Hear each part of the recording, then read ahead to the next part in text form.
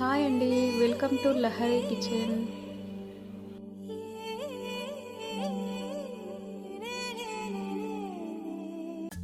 Hi friends, ఈరోజు నేను చేసిన రెసిపీ అయితే క్యారెట్ హల్వా అండి. చాలా బాగుంది టేస్ట్ అయితే. మీరు ఒకవేళ ఈ వీడియో చూసినట్టయితే తప్పకుండా ట్రై చేయండి ఫ్రెండ్స్. పిల్లలు కూడా చాలా ఎంతో ఇష్టంగా తింటారు. ఈ వీడియోని అయితే చూడండి తప్పకుండా. పూర్తి వీడియో చూసినట్టయితే క్యారెట్ హల్వా ఎలా చేయాలో తెలుస్తుందండి. ఈ హల్వాని అయితే చాలా బాగుంది.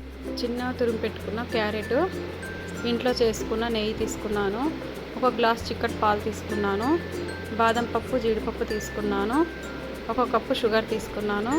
కడాయి పెట్టుకొని నెయ్యి వేసుకొని బాగా హీట్ అయిన తర్వాత మనం చూపించిన బాదం జీడిపప్పు వేసుకొని బాగా ఫ్రై చేసుకొని తీసేసుకోవాలండి. తీసేసుకున్న దాంట్లోనే మనం చిన్న తురుము పెట్టుకున్న క్యారెట్ మొత్తం వేసుకోవాలి. క్యారెట్ మొత్తం వేసుకొని బాగా ఒక్కసారి కలిపేసుకోవాలి. ఈ క్యారెట్ మొత్తం వాటర్ ఇట్లా పైకి వచ్చేంతలాగా ఫ్రై చేసుకోవాలి. అందులోనే 2 స్పూన్స్ నెయ్యి వేసుకోవాలి. నెయ్యి వేసుకొని ఒకసారి బాగా కలిపేసుకోవాలి. బాగా ఫ్రై చేసుకోవాలి.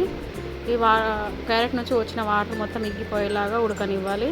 చూడండి, బాగా ఫ్రై చేసుకోవాలి. ఐ ఫ్లేమ్లో పెట్టేసుకొని బాగా ఫ్రై అయిన తర్వాత షుగర్ యాడ్ చేసుకుంటున్నాను. మనం ఎంత స్వీట్ తింటాము అనుకుంటే అంత షుగర్ వేసుకోవచ్చు. మనం స్వీట్ తిన్నాన్ని బట్టి షుగర్ వేసుకోవచ్చు. నేనైతే 1/2 kg క్యారెట్ తీసుకున్నాను.